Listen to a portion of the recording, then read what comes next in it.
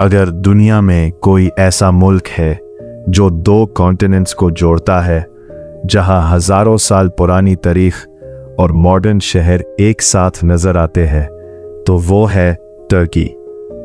आज की डॉक्यूमेंट्री में हम टर्की की हिस्ट्री, कल्चर, इकोनॉमी और हैरान कर देने वाले फैक्ट्स जानेंगे।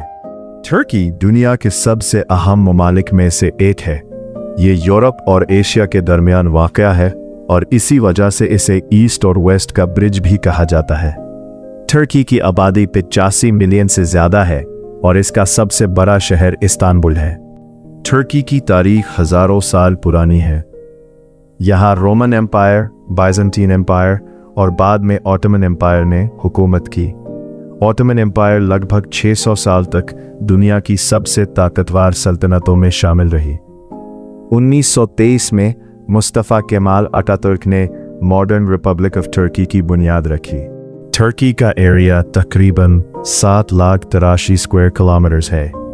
इसके हमसाया मुल्कों में ग्रीस, बुल्गारिया, सीरिया, इराक और ईरान शामिल हैं।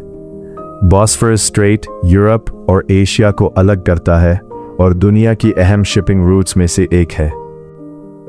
टर्की की कल्चर बहुत रंगीन है। टर्किश चाय और टर्किश कॉफ़ी दुनिया भर में मशहूर है। मेहमान नवाज लोग और ट्रेडिशनल बाज़ार्स हर साल लाखों टूरिस्ट्स को अपनी तरफ खींचते हैं।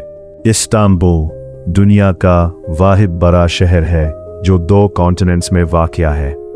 टर्की में कैपाडोशिया के हॉट एयर बलून्स दुनिया भर में मशहूर है। हागिया सोफिया पहले चर्च थी, फिर मॉस्क बनी, फिर म्यूज़ियम और अब दोबारा मॉस्क है। टर्की हर साल करोड़ों टूरिस्ट्स को खुश आमदीद कहता है।